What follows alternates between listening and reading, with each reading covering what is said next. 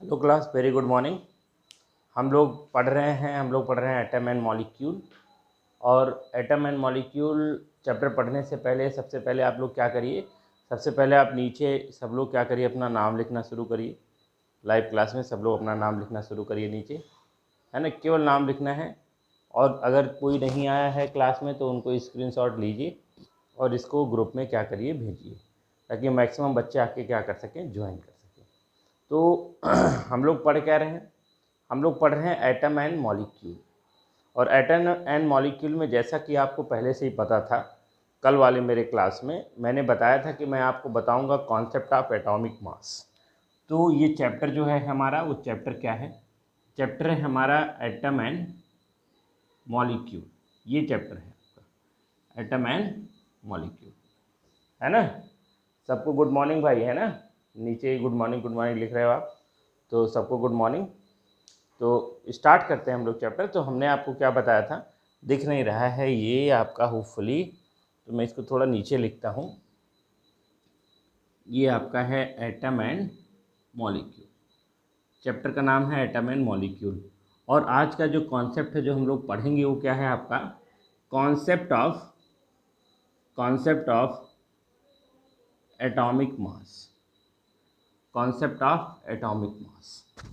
तो atomic mass कल ही हमने बताया था कि एटॉमिक मास हम लोग कैसे पता लगा सकते हैं, कुछ थोड़ा थोड़ा आइडिया हमने आपको दे रखा था।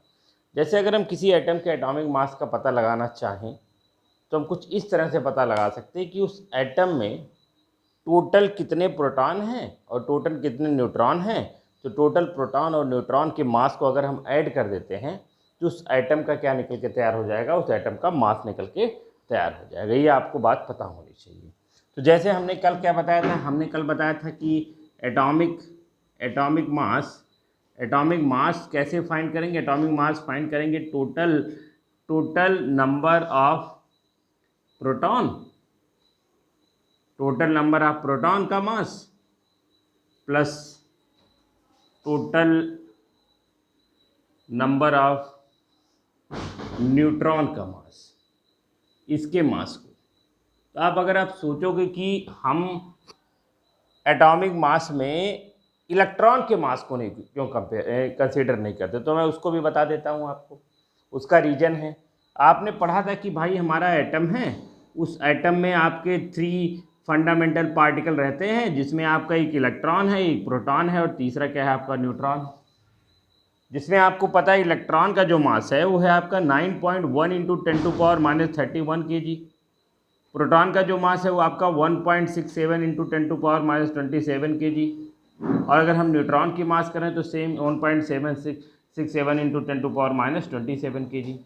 अगर हम प्रोटॉन और न्यूट्रॉन के रिस्पेक्ट में इलेक्ट्रॉन के मास को कंपेयर करते हैं, अगर प्रोटॉन और न्यूट्रॉन के रिस्पेक्ट में इलेक्ट्रॉन के मास को कंपेयर करते हैं तो इलेक्ट्रॉन का मास नेग्लिजिबल है तो प्रोटॉन का मास भी बहुत कम है, तो न्यूट्रॉन का मास भी बहुत कम, लेकिन इतना कम नहीं है कि वो इलेक्ट्रॉन से भी कम हो, इलेक्ट्रॉन से बहुत ज़्यादा है। अगर आप देखेंगे कल को कैलकुलेट करके तो आप क्या देखेंगे कि ये जो इलेक्ट्रॉन का मास है वो ऑलमोस्ट निग्लिजिबल है। इलेक्ट्रॉन का जो मास है वो कितना है, ऑलमोस्ट निग्लिजिबल है। इतनी बात आपको समझ में आई कि नहीं आई। इलेक्ट्रॉन का मास आपको पता है 9.1 इंटू 10⁻31 kg, प्रोटॉन का मास है 1.67 इंटू 10⁻27 kg, ये 31 kg -27 kg, and this is almost equal to the mass of neutron. तो प्रोटॉन और न्यूट्रॉन का मास ऑलमोस्ट इक्वल होता है। और एक बात और मैंने बताया कि एटम में जो इलेक्ट्रॉन होता है, एटम में जो सेल में इलेक्ट्रॉन होता है, उस इलेक्ट्रॉन का आगे चल के देखेंगे कि इलेक्ट्रॉन का लॉस गेन हो सकता है। तो इलेक्ट्रॉन का जो है, इलेक्ट्रॉन का मूवमेंट होता है, इलेक्ट्रॉन आ भी सकता है, जा भी सकता है। और अगर एटम में कोई जाता आता नहीं है और जो एटम के न्यूक्लियस में रहता है वो कौन है, वो एटम के न्यूक्लियस में रहने वाला आपका प्रोटॉन है और न्यूट्रॉन है। तो एटम के मास पे पूरा डिपेंडेंसी किस पे बनती है, एटम के मास की पूरी डिपेंडेंसी इस बात पे बनती है, atomic mass of proton, total mass of proton plus total mass of neutron को अगर हम ऐड कर देंगे तो हमको क्या मिलके तैयार हो जाएगा भाई, हमको मिलके तैयार हो जाएगा मास ऑफ एन एटम। किसी भी एटम के मास का पता लगाना, उस एटम में कितने प्रोटॉन है उसको ऐड कर लो, उस एटम में कितने न्यूट्रॉन है उसको ऐड कर लो, फिर प्रोटॉन के टोटल मास को फाइंड कर लो, न्यूट्रॉन के टोटल मास को फाइंड कर लो, सबको ऐड कर दो और ऐड करने के बाद हमको जो वैल्यू मिलने वाली है वो वैल्यू क्या हो जाएगी, उसको हम लोग कहते हैं एटॉमिक मास। उसको हम लोग क्या कहते हैं बेटा, एटॉमिक मास कहते हैं, that is called atomic mass. अब देख लीजिए, हम अगर हम कहते हैं कि हमको पता लगाना है हाइड्रोजन के एटॉमिक मास को, हमको किसको पता लगाना है, हमको पता लगाना है हाइड्रोजन के एटॉमिक मास को। ध्यान से समझिएगा, हाइड्रोजन के एटॉमिक मास का पता लगाएंगे तो हम लोग थोड़ा थोड़ा हाइड्रोजन के बारे में जानते हैं। हाइड्रोजन जो एटम है इसका एटॉमिक नंबर कितना होता है बेटा, नीचे लिख के बताइए, कल मैंने आपको याद कराया था। एटॉमिक नंबर कितना होता है, 1। अगर इसका एटॉमिक नंबर 1 होता है तो इसमें प्रोटॉन कितने हैं, इसमें प्रोटॉन है 1।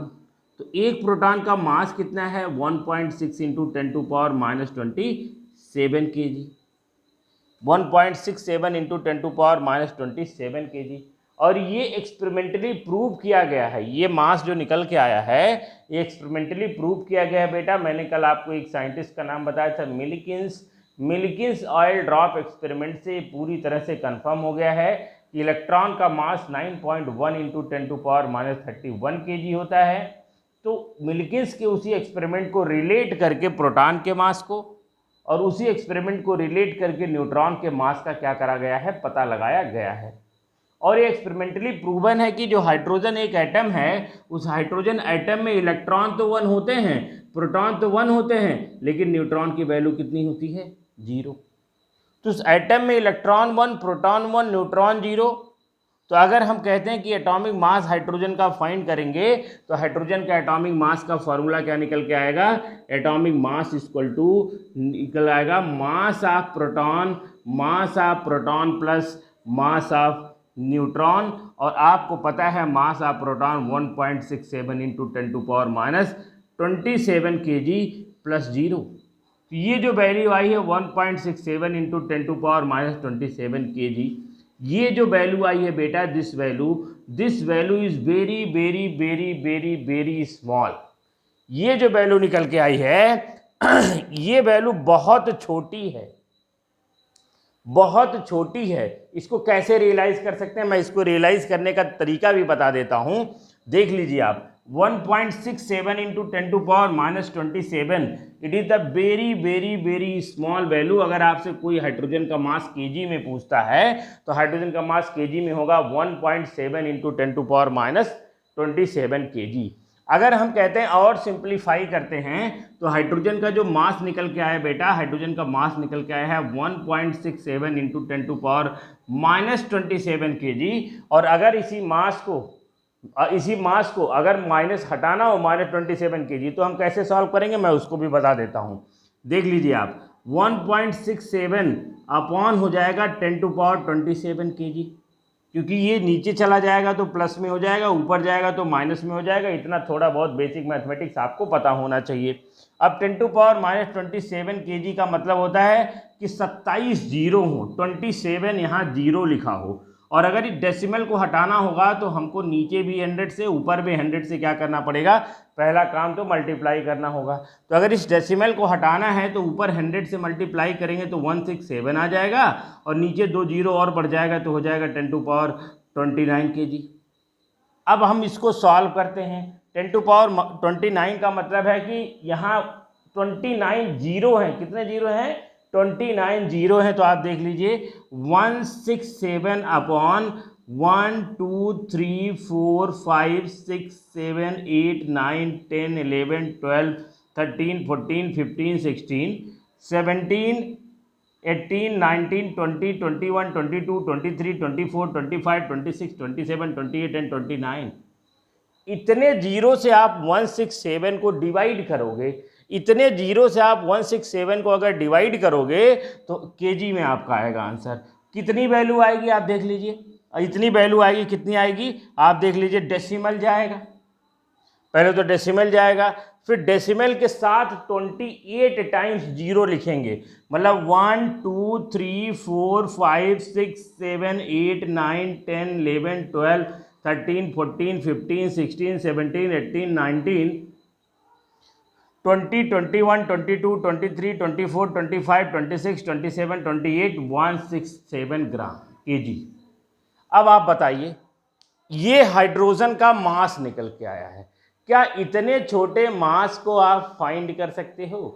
कि मतलब इतने छोटे मास को आप किसी भी कैलकुलेटर से, किसी वेइंग मशीन से कैलकुलेट कर सकते हो? इतने छोटे मास को तो बेटा हम निग्लिजिबल कहेंगे, लेकिन जीरो नहीं कह सकते।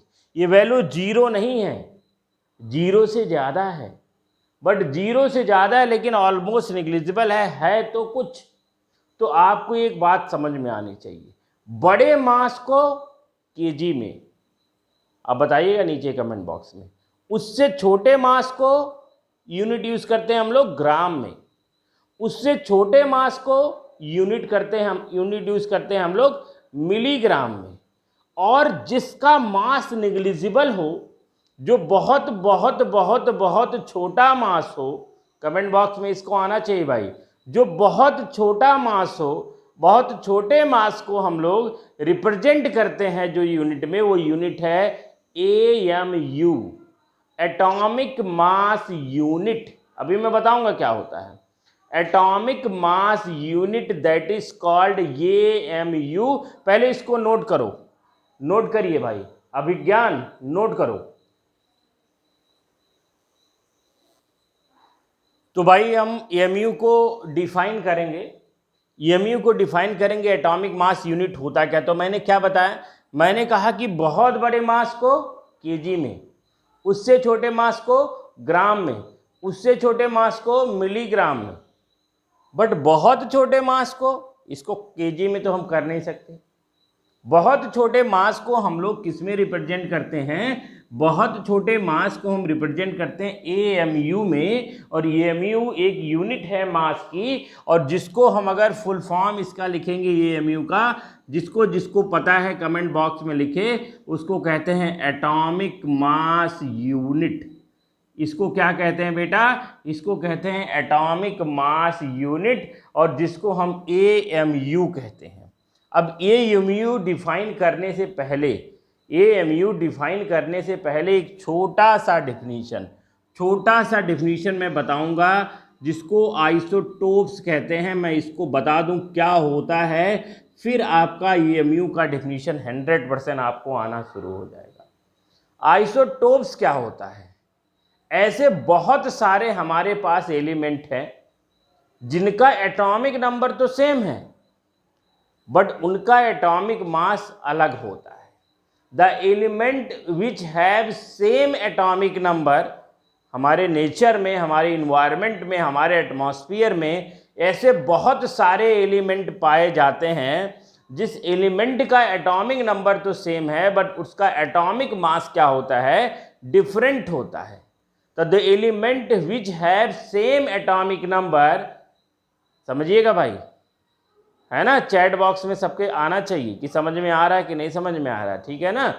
The element which have same atomic number and different atomic mass is called isotopes. उसको हम आइसोटोप्स कहते हैं। तो हम कैसे डिफाइन करेंगे, हम कहेंगे the element which have same atomic number, ऐसे बहुत सारे एलिमेंट नेचर में पाए जाते हैं जिनका एटॉमिक नंबर सेम है, बट डिफरेंट एटॉमिक मास। अब आप पूछोगे सर एक दो एग्जाम्पल तो बता दो, तो थोड़ा हम और क्लियर हो जाएं। तो देख लीजिए भाई, हाइड्रोजन ही देख लीजिए, हाइड्रोजन के 3 आइसोटोपिक फॉर्म नेचर में पाए जाते हैं। एक का एटॉमिक नंबर, सबका एटॉमिक नंबर 1 है, दूसरा जो पाया जाएगा उसका भी एटॉमिक नंबर 1 है, तीसरा जो पाया जाएगा उसका भी एटॉमिक नंबर 1 है, लेकिन पहले का एटॉमिक मास 1, दूसरे का एटॉमिक मास 2, तीसरे का एटॉमिक मास 3। तो सबका एटॉमिक मास क्या है आपका, अलग अलग है। और ये 1 2 3 फाइंड किया गया है, 1 2 3 जो फाइंड किया गया है वो AMU में है, 1 AMU 2 AMU 3 AMU, ना कि ग्राम में ना केजी में। अभी मैं बताऊंगा how to find out the atomic mass. तो सेम एटॉमिक नंबर, इसको हम प्रोटियम कहते हैं बेटा, इसका नाम है प्रोटियम, इसका नाम है ड्यूटेरियम, ड्यूटेरियम नाम है इसका, थोड़ा थोड़ा बेसिक जानकारी, ड्यूटेरियम इसका नाम है, जिसको डी से लिखा जाता है, और इसका नाम होता है ट्राइटियम, जिसको टी से लिखा जाता है। तो protium, deuterium, tritium, this is the isotope of hydrogen which have same atomic number and different atomic mass. अब बताओ समझ में आ रहा है कि नहीं, बताओ बेटा समझ में आ रहा है। हाइड्रोजन के जिस तरह से आइसोटोप होते हैं उस तरह कार्बन के भी आइसोटोप होते हैं। कार्बन का जो आइसोटोप होता है उसमें सेम एटॉमिक नंबर, तो कार्बन का एटॉमिक नंबर 12, एक कार्बन है जिसका एटॉमिक नंबर इसका भी 12, एक सॉरी गड़बड़ हो गया, कार्बन का एटॉमिक नंबर, कार्बन का जो एटॉमिक नंबर होता है वो 12 नहीं होता है, कार्बन का एटॉमिक नंबर 6, यहाँ भी कार्बन का atomic number 6, atomic mass carbon का, एक कार्बन का एटॉमिक मास 12 यूनिट, दूसरे कार्बन का एटॉमिक मास 14 यूनिट, तो 12 AMU 12 एटॉमिक मास यूनिट और दूसरे का 14 atomic mass unit, but same atomic number and different atomic mass. और देखते हैं हम लोग, क्लोरीन के भी आइसोटोपिक फॉर्म पाए जाते हैं बेटा, एक क्लोरीन का एटॉमिक नंबर 17, दूसरे क्लोरीन का भी एटॉमिक नंबर कितना होता है 17, पहले क्लोरीन का एटॉमिक मास होता है 35, दूसरे क्या होता है 37। इस तरह से बहुत सारे, यही नहीं बहुत सारे एलिमेंट आपके नेचर में पाए जाते हैं जिन एलिमेंट का एटॉमिक नंबर सेम होता है बट एटॉमिक मास उसका क्या होता है आपका डिफरेंट होता है। इसको हम लोग क्या कहते हैं आइसोटोप कहते हैं। This is called isotope, note करो इसको। तो अब मैं आपको एमयू के बारे में बताऊंगा, ये एमयू है क्या, ये बात आप लिख चुके होंगे, इसको मैं मिटा देता हूं। अब आपको मैं बताऊंगा 1 एमयू या एमयू का डिफिनीशन क्या होता है। एमयू आपका एटॉमिक मास यूनिट, ये मास का यूनिट है, ये मास का बहुत बहुत छोटे मास को हम लोग एमयू में रिप्रेजेंट करते हैं। एक बात और मैं बता दूं, किसी भी एटम का जो भी एटॉमिक मास हम लोग लिखते हैं वो एग्जैक्ट एटॉमिक मास नहीं होता है, वो रिलेटिव एटॉमिक मास होता है, क्योंकि exact atomic mass find out करना बहुत टफ काम है, क्योंकि मास बहुत कम होता है, तो हम एग्जैक्ट कभी भी एटॉमिक मास हम फाइंड नहीं कर सकते। उस एटॉमिक मास को हम कार्बन 12 आइसोटोप से कंपेयर करके मास को फाइंड करते हैं। कैसे करते हैं, कहने में तो अजीब सा लग रहा है, लेकिन आप बिल्कुल परेशान मत होइए। जैसे सारी बातें आपको समझ में, ये भी बात आपको 100% समझ में आएगा। तो 1 AMU 1 atomic mass unit use for very smaller quantity that can never seen bye naked eye, जिसको हम नेकेड आई से नहीं देख सकते हैं। ऐसे पार्टिकल के मास को हम लोग जिस यूनिट में फाइंड करते हैं उस यूनिट को AMU कहते हैं, एटॉमिक मास यूनिट कहते हैं। और अगर हम AMU को डिफाइन करेंगे तो हम लोग कहते हैं कि 1 AMU atomic mass unit equal to 1/12, इसको हम लोग क्या कहते हैं, हम लोग कहते हैं 1/12 ऑफ मास ऑफ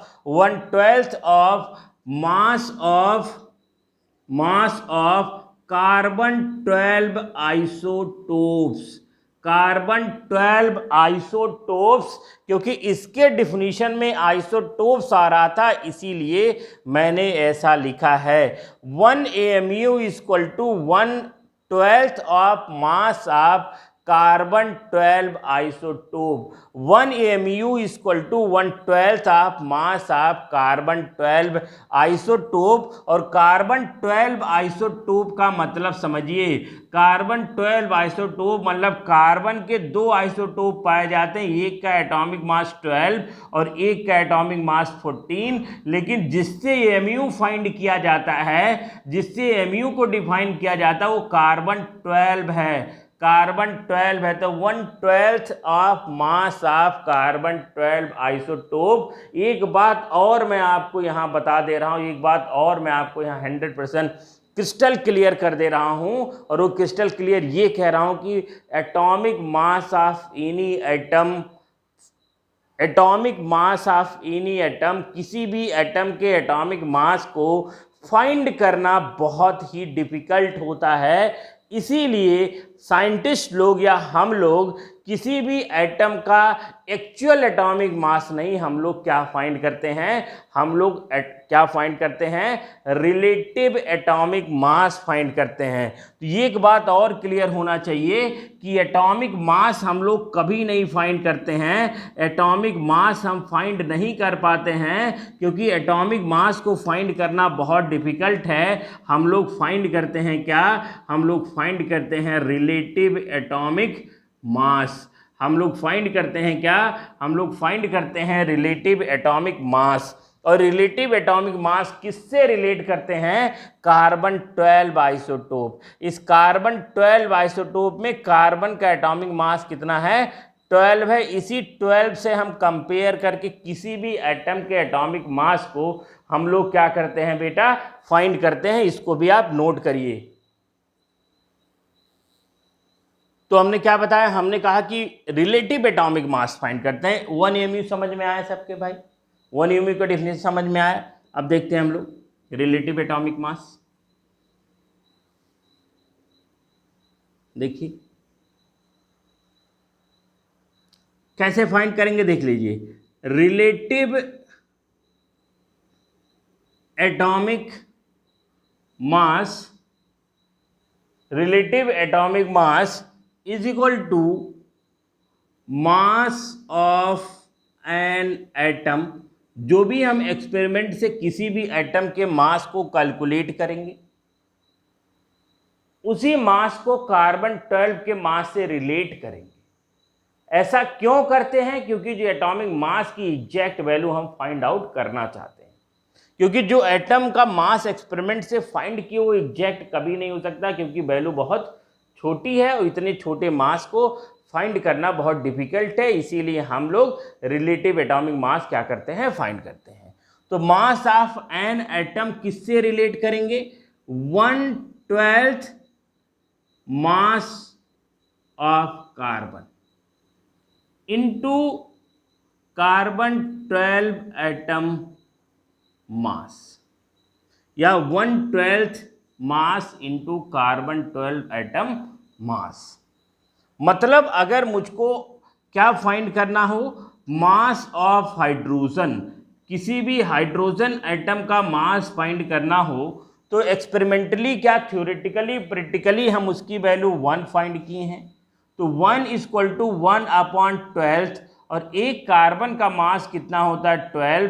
तो 12 कैंसिल हो जाएगा, 1 से 1 को डिवाइड करेंगे, इसका आ जाएगा 1 unit, 1 unit, and this is the mass of 1 hydrogen. तो ये जो 1 यूनिट मास हमने फाइंड किया है, this is the 1 unit mass, it is the relative atomic mass, that is the 1/12 mass into carbon 12 atomic mass, 1/12 part of carbon 12 atomic mass, 1/12 mass of 1 atom of carbon 12, 1/12 mass of 1 atom of carbon 12, 1/12 mass of 1 atom of carbon 12 से compare करके हम relative atomic मास को क्या करते हैं, find करते हैं। थोड़ा सा और मैं आपको इससे आगे भी एक कहानी बताता हूं।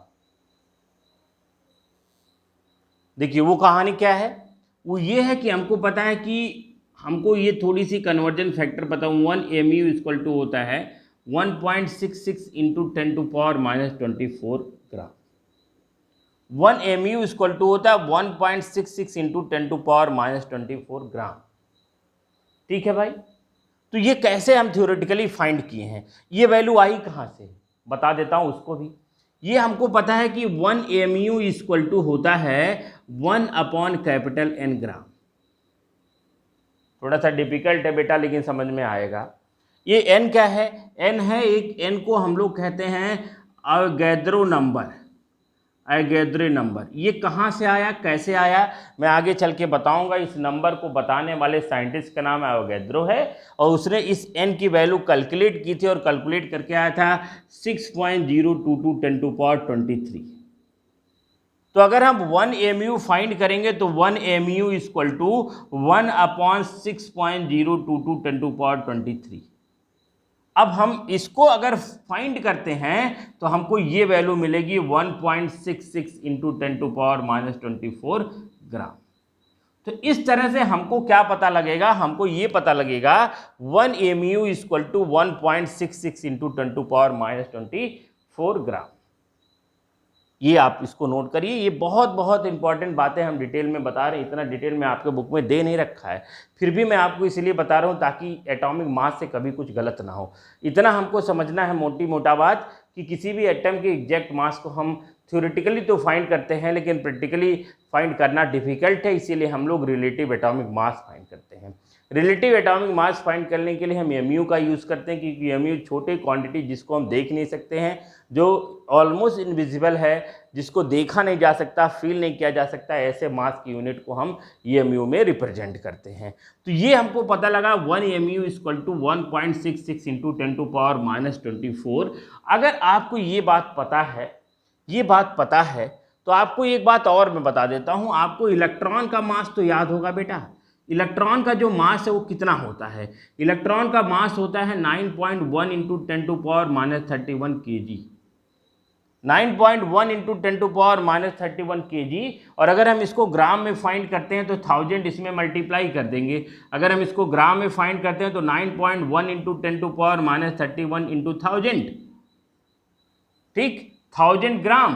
तो इसको हम कैसे लिखेंगे देख लो आप, 9.1 इंटू 1000 अपॉन 10⁻31, क्योंकि ये माइनस नीचे जाएगा तो प्लस हो जाएगा, तो ये 3 जीरो और ये आपका यहाँ कैंसिल होने वाला क्योंकि यहाँ 31 जीरो है, तो यहाँ आपका 3 जीरो इसमें से जाएगा तो 31 से 3 माइनस करेंगे तो कितना बचेगा बेटा, 29, 30, 31, 29। तो बचा आपका 9.1 अपॉन 10⁻29 ग्राम। तो इसको लिख सकते हैं 9.1 इंटू 10⁻29 ग्राम, ये आपका आएगा।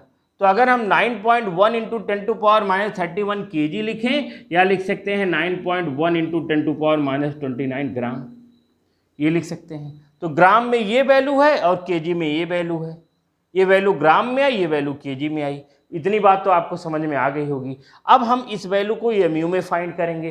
कैसे फाइंड करेंगे आप देख लीजिए भाई, इसको फाइंड करना बहुत आसान है, बहुत बहुत बहुत सिंपल, केवल कैलकुलेशन लेंदी है, आसान बहुत है। अब देख लीजिए इस बात को, अगर हम 1 mu इक्वल टू 1.66 इंटू 10⁻24 ग्राम लिख सकते हैं, तो क्या हम इस बात को 1.66 into 10⁻24 gram equal to 1 mu लिख सकते हैं कि नहीं?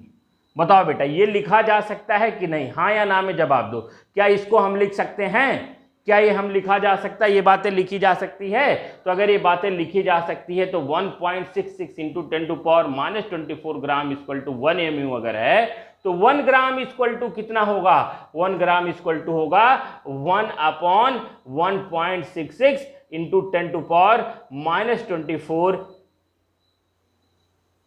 10⁻24 ये आएगा AMU। ये वैल्यू आएगा AMU में 1.66 इंटू 10⁻24 से डिवाइड कर देंगे और हमको MU में वैल्यू मिल जाएगी। अब कैलकुलेट नहीं करते हैं, अब हमको कितने में फाइंड करना है? हमको इतने में फाइंड करना है। तो 1 रुपये का 10 टॉफी तो 10 रुपये का कितना मिलेगा? 1 रुपये का 10 टॉफी तो 10 रुपये का कितना मिलेगा? 10 इंटू 10 मल्टीप्लाई करेंगे, सर कहेंगे 100 मिलेगा। तो एक में इतना MU, तो इतने में कितना MU मल्टीप्लाई कर देंगे तो 1 ग्राम इक्वल टू क्या हो जाएगा भाई? 1 ग्राम इक्वल टू हो जाएगा 1 upon 166 into 10⁻24 into 9.1 into 10⁻29 AMU। इतनी बड़ी सी वैल्यू आपको मिलके तैयार होने वाली, it is very very difficult to always find out. ये बहुत बहुत कठिन है कि हम इसको फाइंड करें, लेकिन फिर भी यहाँ 24 जीरो है, यहाँ 29 जीरो कैंसिल हो जाएंगे। कितना यहाँ आपका जीरो बचेगा, आपका 5 बचेगा। तो यहाँ देखिए क्या निकल के आ रहा है, इसको आप पहले इसका एक स्क्रीनशॉट लीजिए, पहले इसका एक स्क्रीनशॉट लीजिए, मैं इसको कैलकुलेट करके आपको बताता हूँ, ये कैलकुलेट करके बताता हूँ, ठीक है ना। तो हो गया, आपका स्क्रीनशॉट ले लिए हैं, आपने इसको नोट कर लिया है।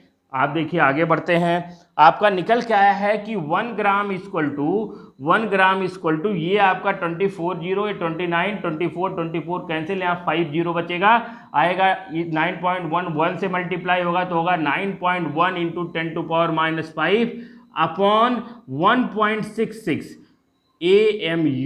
AMU। अब इसको भी हम सॉल्व कर सकते हैं, कैसे? 10⁻⁻5 को नीचे लाएंगे तो ये प्लस हो जाएगा, 10⁻⁻5 को नीचे लाएंगे तो 5 जीरो प्लस में आ गया। देखिए क्या होगा, 9.1 आपका नीचे हो जाएगा 1.66 इंटू 10⁻5 AMU। कोई हमको आंसर देगा, चाहे कैलकुलेटर यूज करके दे, कोई दिक्कत नहीं। 5 जीरो मतलब यहाँ 5 जीरो कर देंगे, देखते हैं 5 जीरो करेंगे तो क्या होगा, 9.1 अपॉन 1.66 इंटू 1 2 3 4 5 AMU।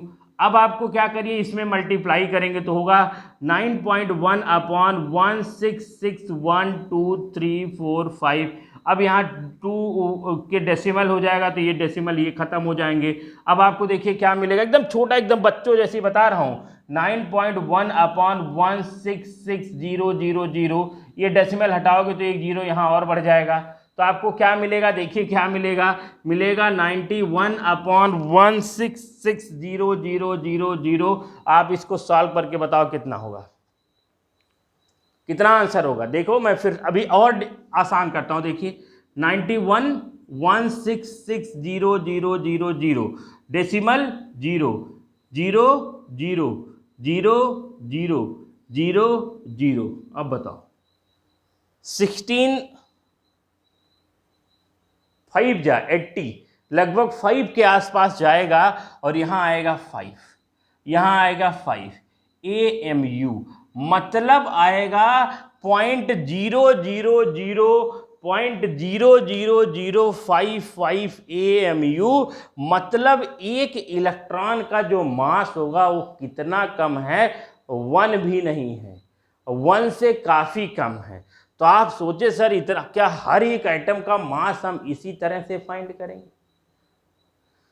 कर पाओगे? हाँ या ना में जवाब दो।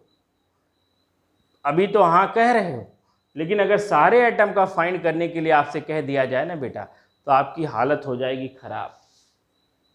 और अगर हालत हो जाएगी खराब तो दिक्कत आपको हो जाएगी, और अगर दिक्कत हो जाएगी तो आप बिल्कुल आगे बढ़ नहीं पाओगे।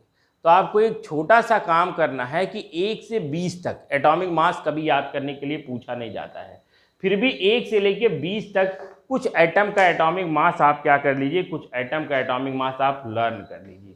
कुछ एटम का एटॉमिक मास अगर हम याद कर लेंगे तो हम बड़े आसानी से किसी भी एटम के एटॉमिक मास को फाइंड करने का तरीका खोजेंगे नहीं, क्योंकि मेथड बहुत कठिन है। आप एक एक एटम का एटॉमिक मास फाइंड करोगे। ये जो इलेक्ट्रॉन का मास है देख लीजिए, हाइड्रोजन का एटॉमिक मास 1 AMU आया है, 1.0079 AMU आता है कैलकुलेट करने पे, और अगर हम इलेक्ट्रॉन का मास फाइंड करेंगे तो ये 1 से कम है कि नहीं भाई?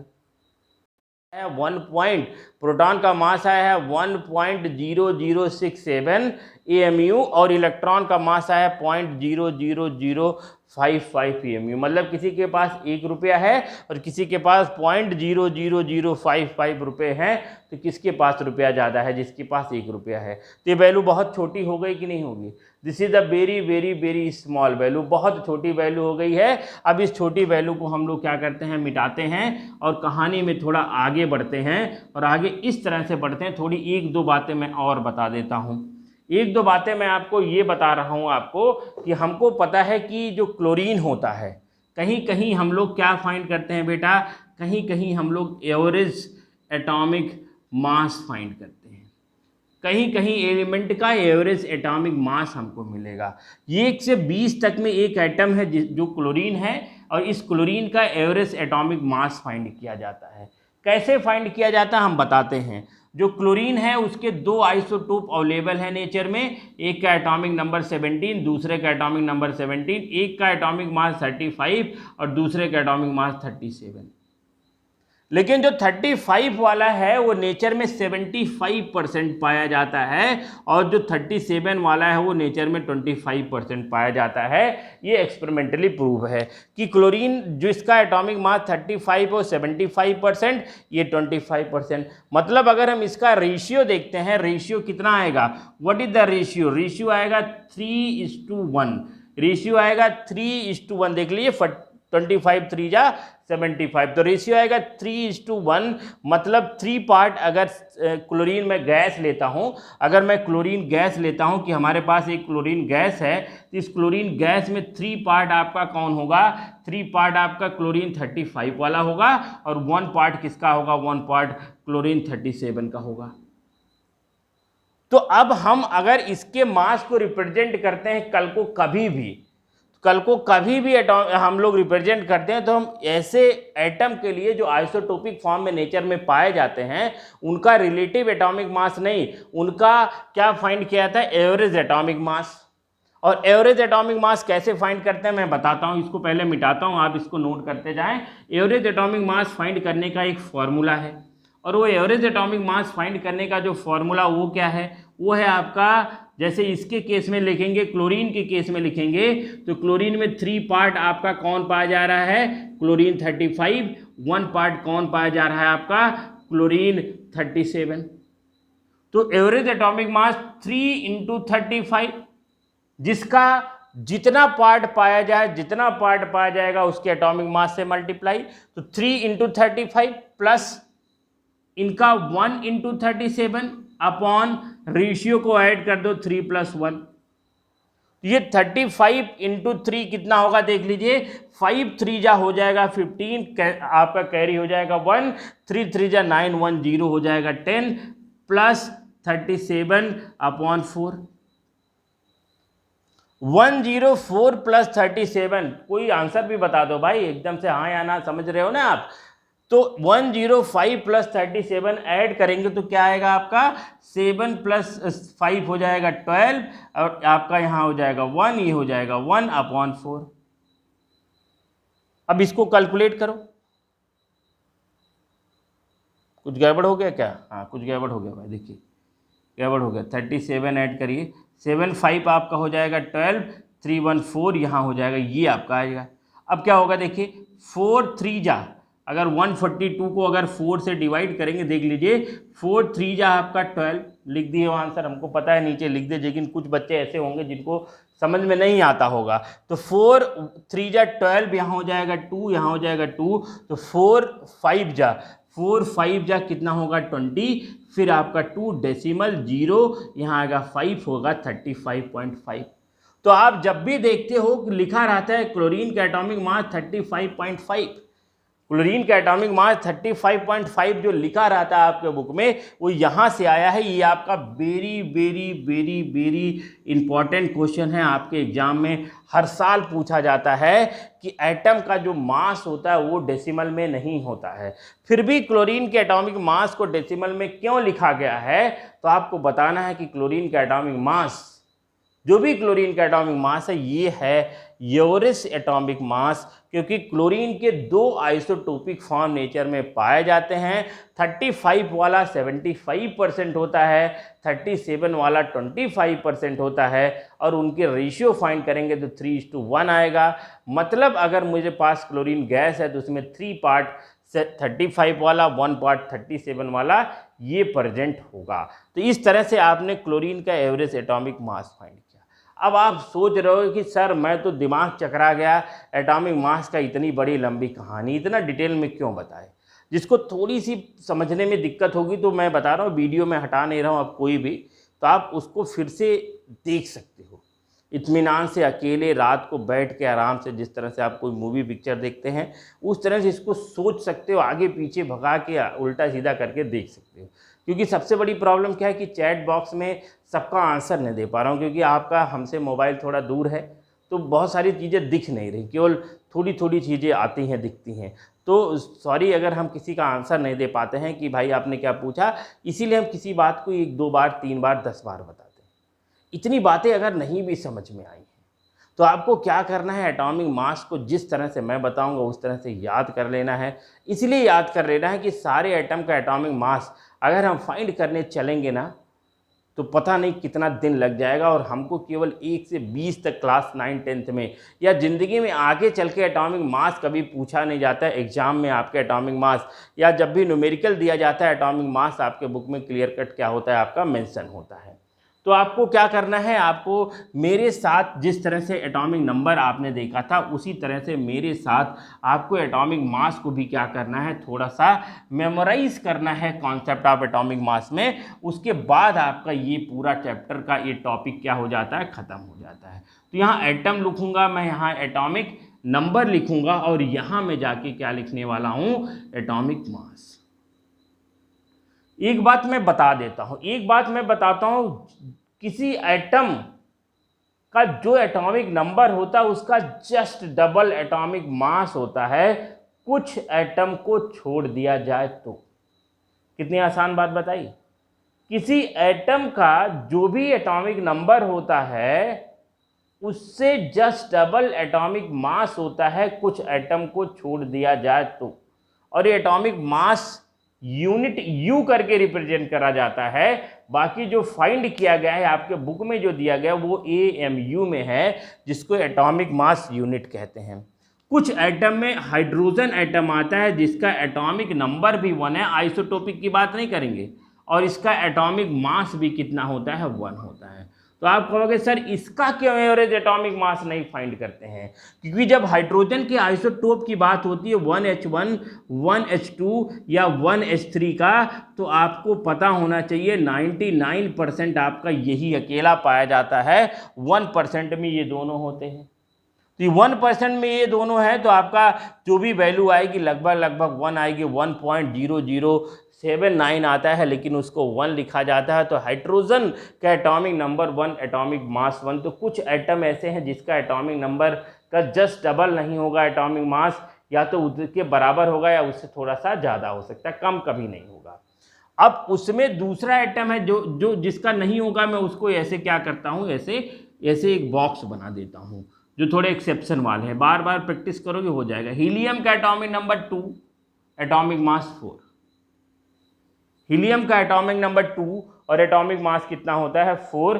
लिथियम का एटॉमिक नंबर, थोड़ा सा यहाँ पे ध्यान देना है, लिथियम का एटॉमिक नंबर होता है 3, एटॉमिक मास होता है 7। कुछ लोग लिख भी रहे हैं नीचे, कोई जल्दबाजी नहीं है बेटा, है ना।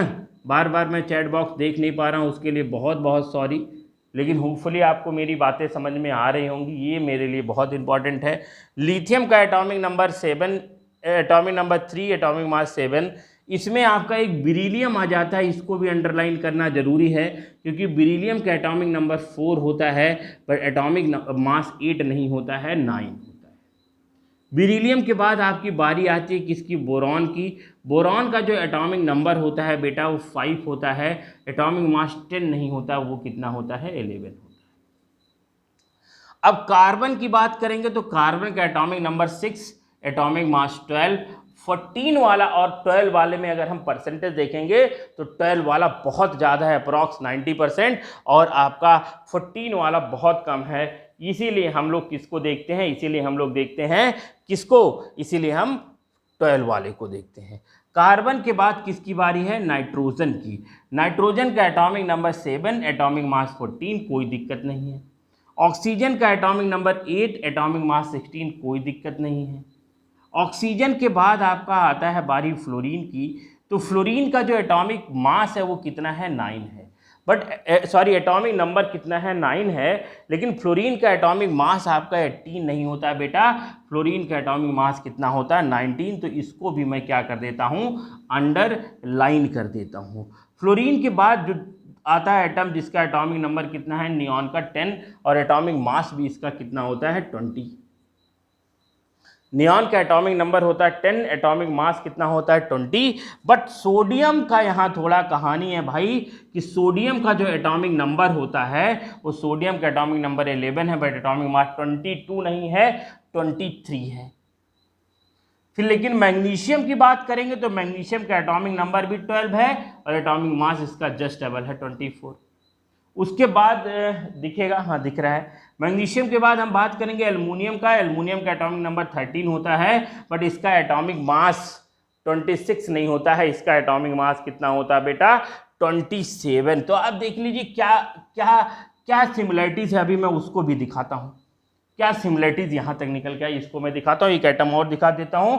एल्युमिनियम के बाद किसकी बारी आएगी? सिलिकॉन की। सिलिकॉन का एटॉमिक नंबर 14, एटॉमिक मास 28।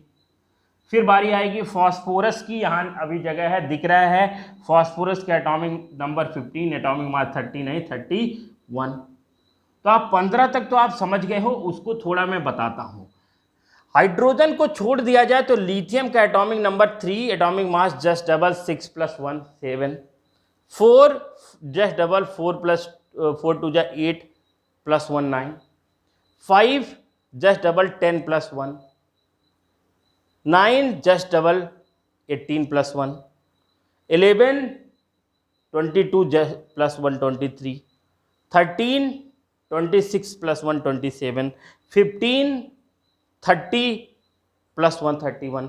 तो ये देख लीजिए कुछ एक्सेप्शनल है। हाइड्रोजन है, लिथियम है, बेरिलियम है, बोरान है, फ्लोरीन है, नाइट्रोजन है, एल्युमिनियम और फास्फोरस है, जिसका जो एटॉमिक नंबर है उसके जस्ट डबल से 1 ज़्यादा क्या है?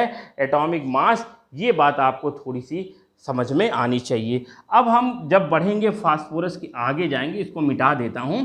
फास्फोरस के आगे जाएंगे, कुछ और 5 एटम और बचे हैं जिसको आपको पता होना चाहिए। मतलब क्लास 9th और 10th में अगर 1 से 20 के एटम के एटॉमिक मास का हम जानकारी रखेंगे तो हमको कभी भी किसी भी एग्जाम में 9th 10th में कोई दिक्कत आने वाली नहीं है। फास्फोरस के बाद किसकी बारी आती है भाई? फास्फोरस के बाद जो एटम है उसका नाम है sulphur, atomic number 16, atomic mass 32। इसके बाद एक क्लोरीन की बारी आई जिसका एटॉमिक नंबर 17, एटॉमिक मास 35.5। क्यों 35.5? Why 35.5? It is a very very very important question. मैंने बताया है this is not a relative atomic mass, this is the average atomic mass. तो क्लोरीन के केस में हम लोग रिलेटिव एटॉमिक मास नहीं फाइंड करते हैं, क्लोरीन के केस में हम लोग एवरेज एटॉमिक मास फाइंड करते हैं। तो ये जो मास है वो रिलेटिव नहीं है, ये जो मास है वो कैसा मास है? ये मास है एवरेज एटॉमिक मास। जो क्लोरीन के 2 आइसोटोप, जिसका जो 35 वाला 37 वाला, और आपको पता है कि अगर हम एक क्लोरीन लेंगे 1 लीटर जिसमें 750 ml आपका 35 वाला होगा और 250 ml कौन होगा? आपका 37 वाला। तो इस तरह से आपको पता होना चाहिए नेचर में जो प्रेजेंस है उसके अकॉर्डिंग रिलेटिव एटॉमिक मास नहीं, इसका एवरेज एटॉमिक मास, बाकी सबका रिलेटिव एटॉमिक मास फाइंड करते हैं। और क्यों? क्योंकि एटॉमिक मास बहुत छोटी वैल्यू है और बहुत छोटी वैल्यू को हम एग्जैक्ट फाइंड नहीं करते हैं, उसको रिलेट करके फाइंड करते हैं। और किससे रिलेट करते हैं? कार्बन 12 आइसोटोप से रिलेट करते हैं। तो ये सारी बातें हो चुकी है, ये आपको टेबल इंपॉर्टेंट है। तो क्लोरीन की ये कहानी हुई। क्लोरीन के बाद आएगा ऑर्गन, ऑर्गन के बाद पोटेशियम, पोटेशियम के बाद कैल्शियम। ऑर्गन का atomic number 18, atomic mass 36, but potassium का एटॉमिक नंबर 19, इसका 39। 1 ऐड कर दोगे। कैलियम, कैलियम कहते हैं इसको बेटा, पोटेशियम को कैलियम, सोडियम को नाइट्रियम, ये पता है मैंने। कैल्शियम का atomic mass 20 and atomic number 20 and atomic mass कितना होता है? 40। ये आपको पता होना चाहिए, ये बात आपको अच्छी तरह से पता होना चाहिए। और एकदम आखिर में, इसको पहले नोट कर लो, एकदम आखिर में मैं सब एटम का सिंबल लिखूंगा और एटॉमिक मास की कहानी आज पूरी क्या हो जाएगी? खत्म हो जाएगी। और उसके बाद हम लोग कल पढ़ेंगे। तो ये होपफुली आपको इतनी बातें हमारी समझ में आई होगी। अब मैं इसके सिंबल को लिखूंगा, सारे एटम के सिंबल को लिखूंगा। नीचे आपका मैं मिटा दिया हूँ, एटॉमिक मास आपको बताने की जिम्मेदारी है। आप बोलोगे जैसे हाइड्रोजन का एटॉमिक नंबर कितना? 1, एटॉमिक मास 1। अगर हम हीलियम की बात करेंगे तो हीलियम का atomic number 2, atomic mass 4। Lithium का atomic number 3, atomic mass 7। Beryllium का atomic number 4, atomic mass 9। Boron का atomic number 5, atomic mass 11। Carbon का atomic number 6, atomic mass 12। Carbon के बाद किसका? नाइट्रोजन का atomic number 7, atomic mass 14। Oxygen का atomic number 8, atomic mass 16। Fluorine का atomic number 9 और एटॉमिक मास 19। कहीं कहीं 18 भी लिखा रहता है तो परेशान मत होइएगा। फ्लोरीन। उसके बाद आपका नियॉन की बारी, atomic number 10, atomic mass 20। Neon के बाद सोडियम की बारी आई, एटॉमिक नंबर 11, एटॉमिक मास 23।